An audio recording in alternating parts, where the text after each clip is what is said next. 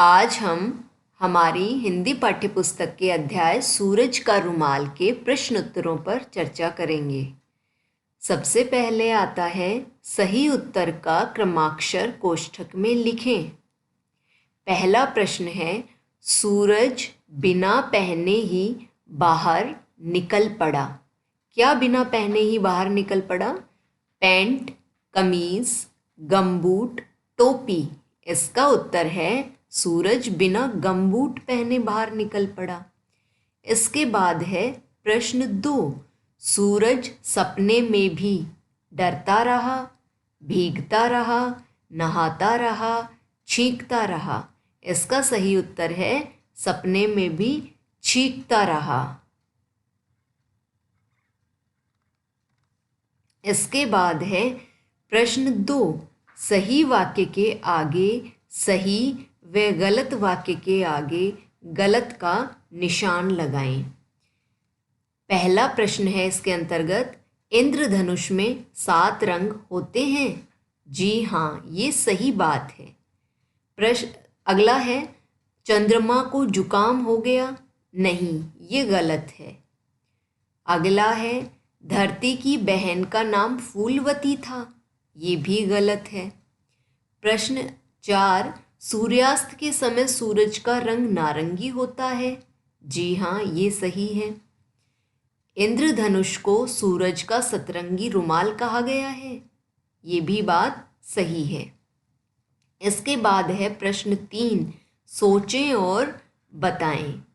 हमारा पहला सवाल है इसके अंतर्गत रुमाल के क्या क्या उपयोग होते हैं। तो हम लिखेंगे रुमाल के बहुत सारे उपयोग होते हैं। रुमाल से हम हमारे हाथ साफ कर सकते हैं, हमारा मुंह साफ कर सकते हैं, है ना। और जब जुकाम होती है तो हम रुमाल से नाक भी साफ करते हैं, है ना। आँख में अगर कुछ गिर जाता है तो भी हम रुमाल की मदद लेते हैं। तो इस तरह से रुमाल हमारे बहुत सारे काम आता है। इसके बाद है प्रश्न 2। तुमको फूल रानी मिल जाए तो तुम उससे क्या क्या मांगोगे? तो इसका उत्तर तुम सब अपने अपने हिसाब से लिखोगे, क्योंकि इसका एक उत्तर नहीं हो सकता। आप सब अलग अलग, आप सबकी इच्छाएं हैं, है ना, आप सबकी आवश्यकताएं हैं। तो आप क्या मांगोगे ये आपके ऊपर निर्भर करता है। तो इसका उत्तर आप अपने हिसाब से लिखो कि अगर फूल रानी आपको मिले तो आप उससे क्या मांगोगे। ठीक है। इसके बाद है प्रश्न 3। सर्दी से बचने के लिए तुम किन किन चीज़ों का उपयोग करते हो? तो इसके जवाब में लिखोगे सर्दी से बचने के लिए हम मफलर, टोपे, दस्ताने, स्वेटर, जुराबें, शॉल, इन सब चीज़ों का, जूते, इन सब चीज़ों का इस्तेमाल करते हैं। और हम ठंड से और ठंडी हवा से अपने आप को बचाते हैं, गर्म चीज़ें खाते हैं, और आग के पास हम और धूप में हम ज़्यादा रहते हैं। इसके बाद है अधूरे शब्दों को पूरा करें। पहला है सतरंगी, दूसरा बनफशा, तीसरा इंद्रधनुष, चौथा सूर्यास्त, पांचवा पहाड़ियाँ। इसके बाद है प्रश्न 5। उत्तर लिखें। इसमें पहला सवाल है जब सूरज को आराम नहीं आया तो धरती ने क्या किया? तो इसका उत्तर है धरती ने अपनी बहन फूल रानी को बुलाया। प्रश्न 2। फूल रानी ने तरह तरह के फूलों से क्या लिया? उसने तरह तरह के फूलों से मुस्कान ली। प्रश्न 3। फूल रानी ने तुलसी और जड़ी बूटी से क्या किया? फूल रानी ने तुलसी और जड़ी बूटी से दवा बनाई। प्रश्न 4। इंद्रधनुष ने किसको बांध रखा है?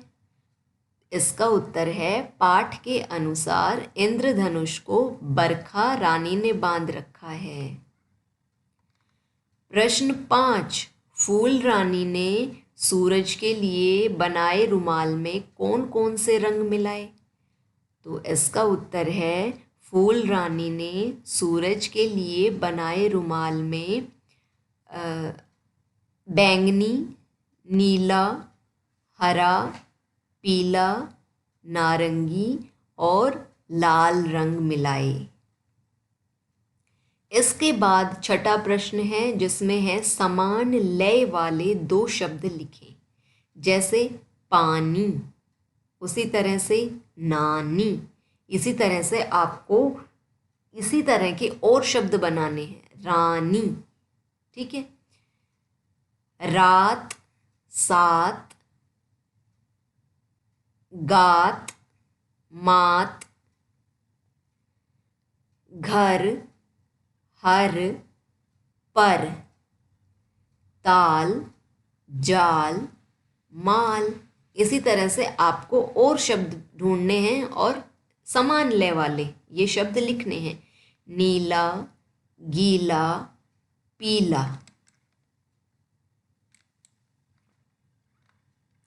इसके बाद है चित्रों में भरे रंगों के हिंदी में नाम लिखें। ये जो चित्र है इसमें कैसा रंग भरा हुआ है? पर्पल। पर्पल यानी बैंगनी। आपको यहाँ हिंदी में लिखना है बैंगनी। पतंग में नीला रंग भरा है। गुब्बारे में आसमानी रंग है। पत्तियों में हरा रंग है।